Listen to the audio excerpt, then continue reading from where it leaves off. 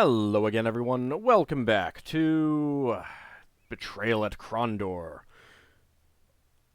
Preoccupation had dulled our senses. Whereas if someone had thrown water over him during a pleasant dream, James grabbed Owen's shoulder. Don't move. There's something very not right about the ground before us. Alright, so we've got a trap instead of a fight. Alright, so that's going to shoot that way. That's going to shoot that way. And we've got that there. Alright, I think I can go up here.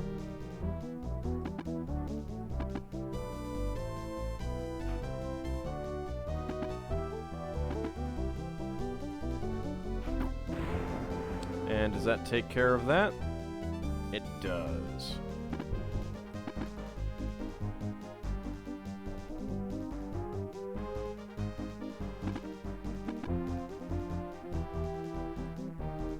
There we go. Alright. Got through the trap. Yeah, once you know how they work, they're not too bad. Once you know how they work, I kind of like them, too. It's an interesting mechanic. Rogue hasn't noticed us. Don't see any mages, but there might still be one hidden.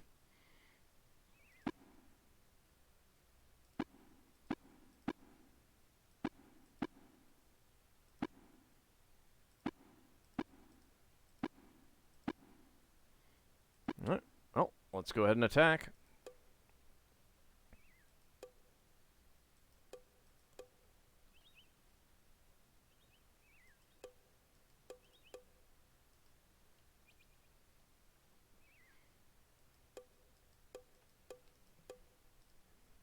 Okay, I don't know why I'm not getting an opportunity to try. Maybe they're going to say something to me rather than actually attack me? James grimaced. None of the cortege of men arrayed against them looked to be in a good mood, and even if they had no argument with them, it was entirely possible their presence on the road meant trouble lay further ahead. Not exactly wishing for an armed confrontation, James tried to make the best of the situation. Ah, okay, so yeah, they're not actually ones that you can... There's something precluding us from attacking them directly. Can we be of some assistance to you fellows? You appear distressed. Distressed? Oh, aye, we are distressed in the extreme. There's that terrible mess down in Romney, and we lot are headed down to lend a hand to the River Pullers Guild. What of you? You siding with Mitchell and that bloody Glazers Guild? No, we're neutral. Then you must support Ian. I don't know who that is, so no. Men without commitments, say? Well, better liars than one of the rabble running Romney at the moment. But I warn you, you best stay clear of all that mess. I think we've kind of taken care of it. Okay. I could have fought them, but I suppose, if I'd said that I was part of the Glazers Guild. Alright, I'm guessing that this is Prankstone, the town. Private residence. No one's lived here in some time.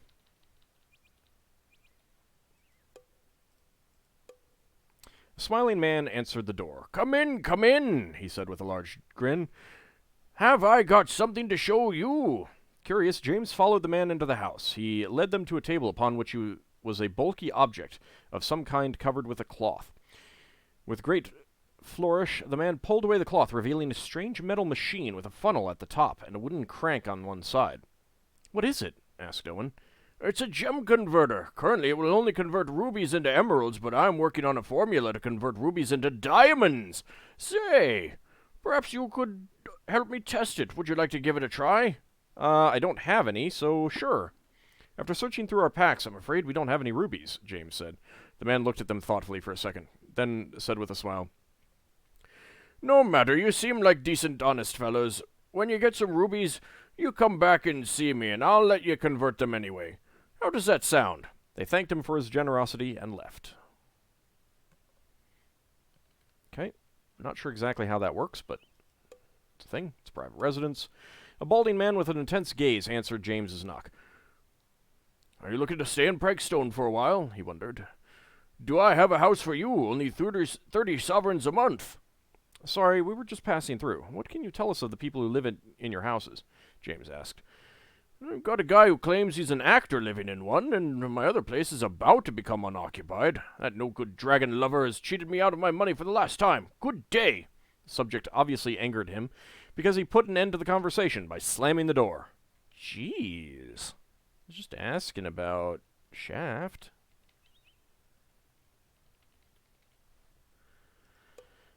Let's see, an inn. It looks like it used to be an inn of some kind, but it would appear this place was abandoned some time ago. Like, this town is literally on the main road. It's not even off the main road. Why would the inn be abandoned? Gorath was about to knock on the door when he heard the shrill voice of a woman calling for help. "No one can help you now! Ha ha ha ha ha!" boomed a raucous male voice. "The goddess of death will!" Before another word could be uttered, Gorath took several steps back and charged at the door, hitting it with his shoulder. The door gave way with a splintering crack. The force of the impact caused him to lose his balance, but he quickly regained it, drawing his sword as he quickly surveyed the room. He found himself eye to eye with a half-dressed man wearing a wig. There was no one else in the room. "What did you do with her?" Gorath demanded. The man sputtered a reply, still trying to catch his breath. What did I do with whom?" "The woman. We heard a woman yelling for help. What did you do with her?" Gorath repeated, more with bewilderment than anger this time. "I haven't done anything with anyone. I'm an actor. I was just preparing for a play I will be performing tonight at the Flying Sow." Gorath swallowed hard. "A play?" he asked weakly. I thought, sorry about the door. I'll give you 25 sovereigns, or whatever we have left. That should cover it." The man was shaking his head when they left. Whoopsie!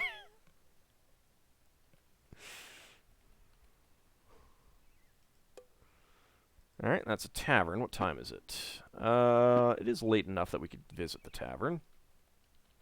There's a shop. I'll check that shop first, though. No one's lived there in some time. A shop of some kind. Roots and herbs. And yet there's armor and weapons right there. That doesn't sound good for selling some of the things I have. James sniffed. Rubbing his irritated nose, he struggled against the urge to sneeze, but the smoky interior of the shop made it hard to maintain his demeanor. More annoying, the smoke obscured his view of the vials and jars which crammed the store shelves, much of which appeared to contain herbs or incense. So I get some naphtha, I can get Sarig's Bane, Koltari Poison, Althaphane's Icer, Herbal Packs, Silverthorn Anti-Venom, that could be good, Dalatail Milk, Fatamore's Formula, Luton's Concentrate, and Restoratives. Would you happen to want any of the things that I have on me? I'm guessing no.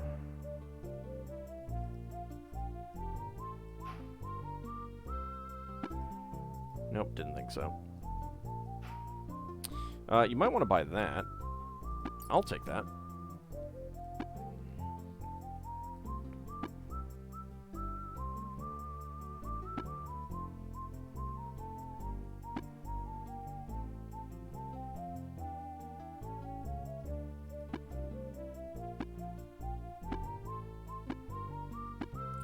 I doubt you will take this. Nope. What about the arrows? Nope. Yep, I gotta keep going looking for another shop, it looks like. James's weapon craft ability has increased, though.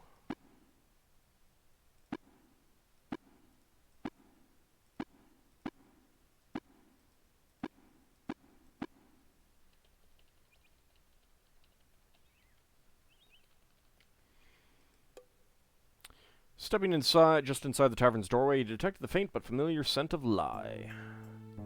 The Flying Sow. Alright, so we got someone there, we got a barkeep, we can talk, we can bard, we can talk. Unaware until he stepped into the room that he had been chilled, James was glad to have the solid oaken door of the room closed behind him. Others within seemed likewise contented, as they chatted quietly among themselves, taking little notice of the new arrivals. Barkeep, what do you have? Okay prices for rations, but here you can see what I was talking about. 3 gold, 8 silver, 7, 7. So technically this is 3 and 8.5. So if I want food, I'm not going to haggle. That would be the better price to pay. Let's go ahead and do some barding. Should have popped into... I got 94 sovereigns, so... Should have popped in and set my barding, but oh well. Does not appear to be an inn. A table was cleaned for them. Sitting down on a splintered bench across from the man, James shared a bit of the mercenary's bread as he listened to a story about a failed love affair, etc., etc., etc. Alright. What about you, lady? The woman stared at James. Unnerved by the intensity of the woman's gaze, he sought someone else in the tavern to speak to, but when he turned again, he found she was still looking at him. Her thin hands gripped tightly around a cloth-wrapped bundle in her lap. "Do I know you, miss?" James asked. "You seem troubled." "This was to be given to you," she said, her voice breaking as she handed over the package. "I was instructed to bring it to you here." Instructed? James unwrapped the bundle and discovered that a single torch was within. Baffled by the strange present, he peered hard at her, but she had pointed her gaze at the floorboards beneath her feet. Lifting her chin delicately, he saw that someone had struck her across the face. "Who did this to you, and why?" "I do not know," she replied, her voice small in the clatter of pans and pots which came from the kitchen. "All I know is that I was to bring this to this tavern and give it to one who looked as you do." Odd. How about you, sir? The man was in a talkative mood, taking drinks from an overly large cup of ale between tales about his mercenaries. He wandered eventually into a discourse about how much he hated the followers of the god Kahuli. "Why do you dislike them so much?" James asked. Raising a single eyebrow at that, the man shook his head. "Those damn Kahuli priests in the temple up at Kentian Rush aren't natural, I tell you. What pleasures a man's got, what they want him to give up, all tied up in those damnable codes of piety. What in Tiff's name does the mortification of the flesh mean anyway, but some sorry sod's got to starve himself down to tooth and bone, and give up wenching and drinking. Not natural at all, if you ask me." Okay. Party's barding ability has increased.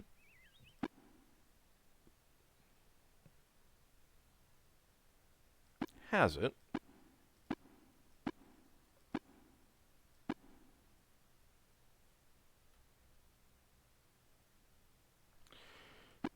I wonder if technically Owen's increased there, but it's already at the max, so it couldn't.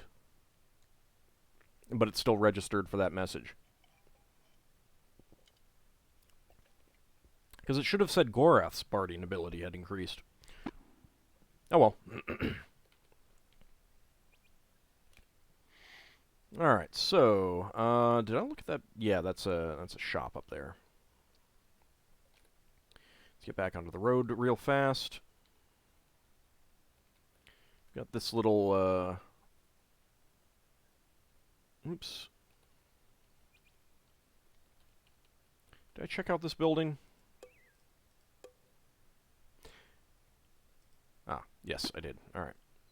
Let's also rest until morning, just because it's getting dark.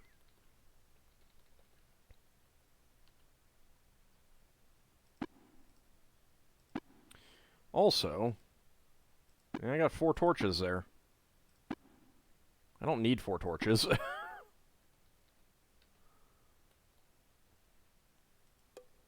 The slab was strange, slightly larger than a full-grown dwarf. The stone seemed very old, and Gorath wondered if it might have been some part of some ancient religious ritual. The slab made Owen uncomfortable. Still, he stepped closer to the strange rock to examine it more closely.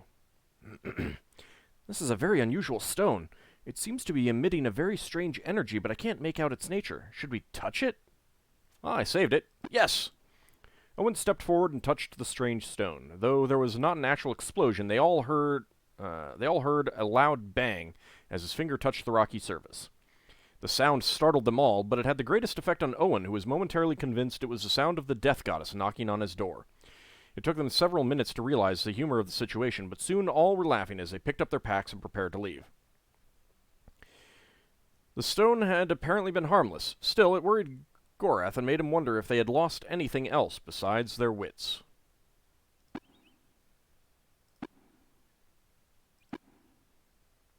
No. No. No.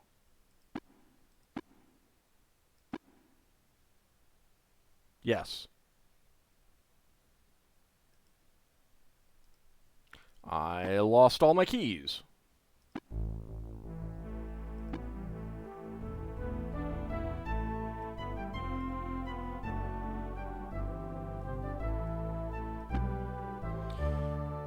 Let's see if it's random. Also, I haven't used this in a...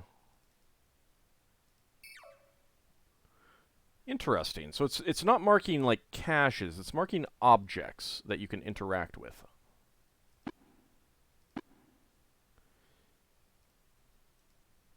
Yeah, so I kept my virtue keys. All of the other keys disappeared.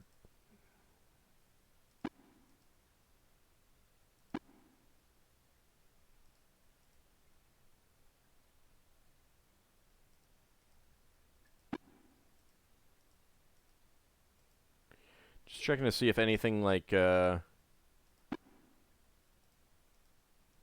stack got halved or anything.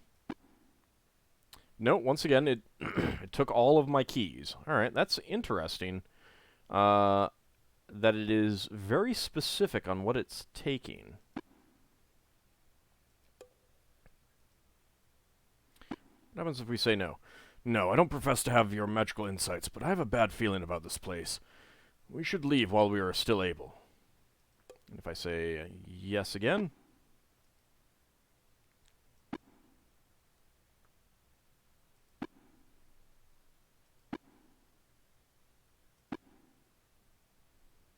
No, it's very specific on what it's taking from you.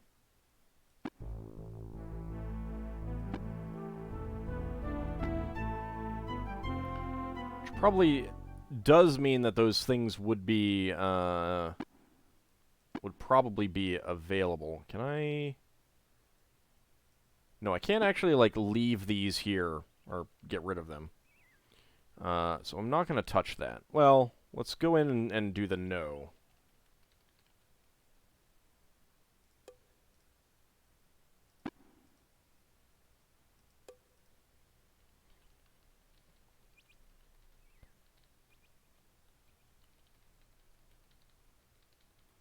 Go around the back.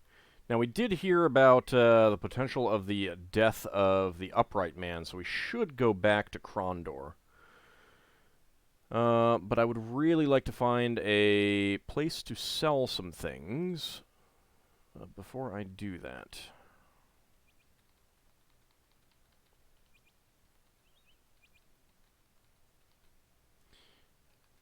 We've got 2 chests here, it looks like. Yep.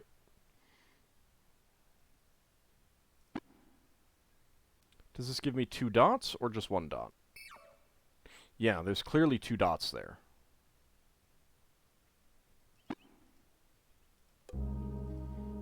Alright, a Mordhel wordlock chest. The language of men can be mastered, but what kingdom word is always pronounced wrong? Well, Perde is always wrong. Pronounced wrong.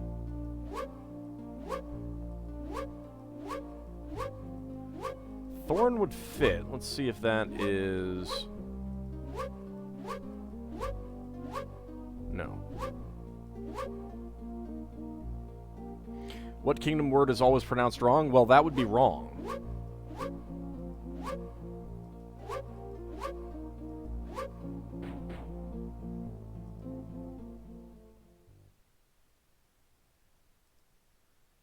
Okay, so we got a peasant's key. We got some restoratives. We'll take the peasant's key. And we'll take these elven quarrels. Go ahead and poison them.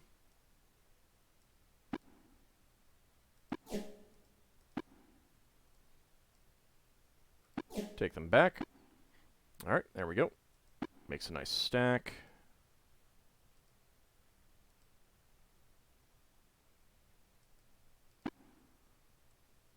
those to you.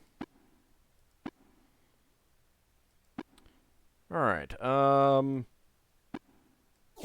I think I will leave some of these things here. Things that I want to sell. Because that way I can come back and get them later. They will preserve from... Wow, this chest is big. Okay, now it's full. And what about this second one?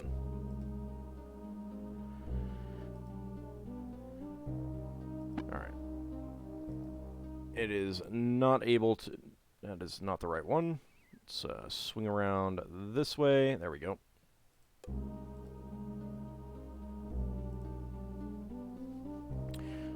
Tuvated. That's a word, right? Names are power, magic to control, but what is broken by naming it?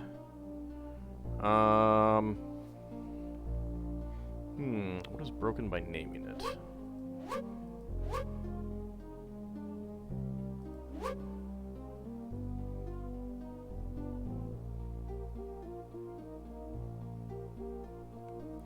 I think something about lie, related to lie, but I'm not sure. Alright. That is going to be... I don't think I would have gotten this one. Silence. Because, I don't know if that... Like, by naming it silence, it's broken, I would have gone with a different, different turn of a phrase, I think. 4. Let's go ahead and leave some of these behind for now. Let's see, 10 and 5. That's fine. Oh, and also these torches. This way I can get more things in my inventory. Okay, so that's full.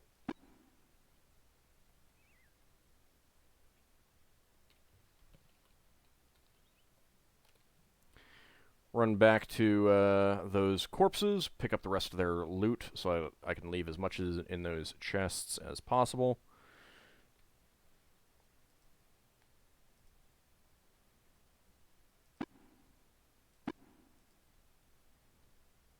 Well, I mean, if you guys are just going to be there forever, I might just murder you, you know. Might want to keep that in mind. Where were those bodies?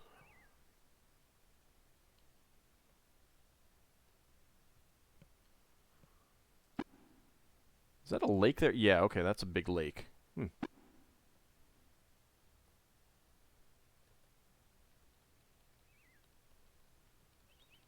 They were in the woods here somewhere. Or they were in some woods. There we go.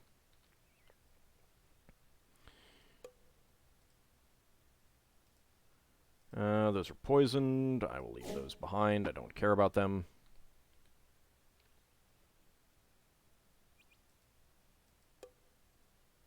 I think that tree might be interfering.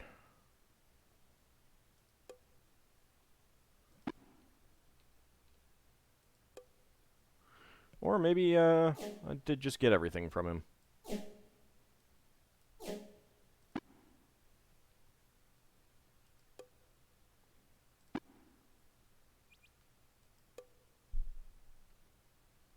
Yep, alright, got everything. Let's see. I definitely could pick up some more items from the chests that I left. Run back to Romney, but I think for now we'll, I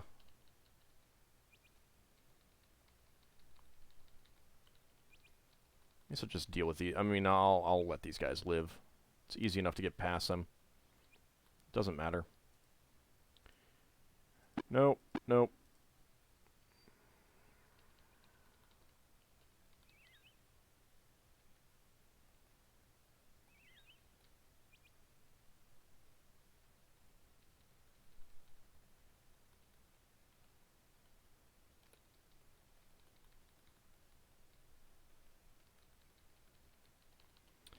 is getting to be dark.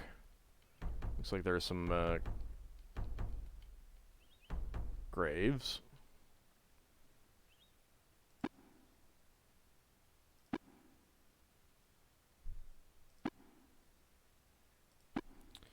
Alright, let's go with Armorcraft. I'll go ahead and get these things all fixed up as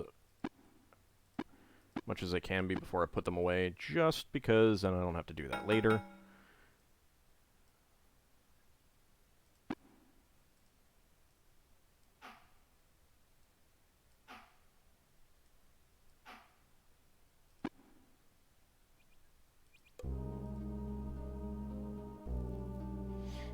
It's a shame that once you've opened these, they don't remember that you've opened them, and you can just open them automatically.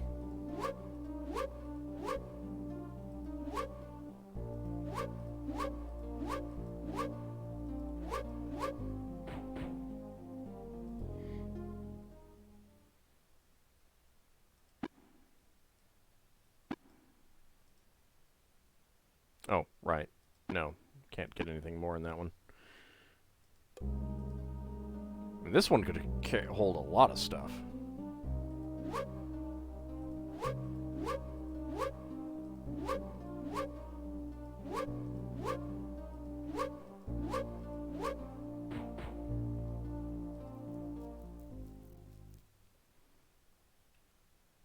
Now, I hadn't done this crossbow.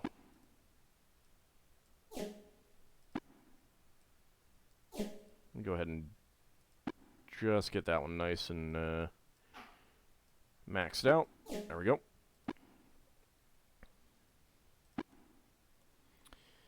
Alright. So it's not marking the graves that we saw. Interesting. Very interesting. Alright, it's almost nighttime. Let's go ahead and rest again. Bookmark. We'll see if there's anything else interesting around here. Like perhaps some nighthawks. Like perhaps some nighthawks. You know, given that, I think that we are going to not fight them yet, because I would rather sell off the stuff that I have left here in these chests. So I think that I will do some item inventory finagling, swap around some stuff, and then run back to Romney, sell it all off, come back here, and the next session, next episode, we'll fight those Nighthawks. I think we're getting close to a temple, which is a good opportunity to teleport back towards Krondor, see what's going on there, and maybe drop off a few things and set myself up for the swing around the old areas. I don't think we can visit all of the areas in the future chapters, but for now we can, so might as well, right? Anyway, that will all be in the future. Next time. See you then, everyone.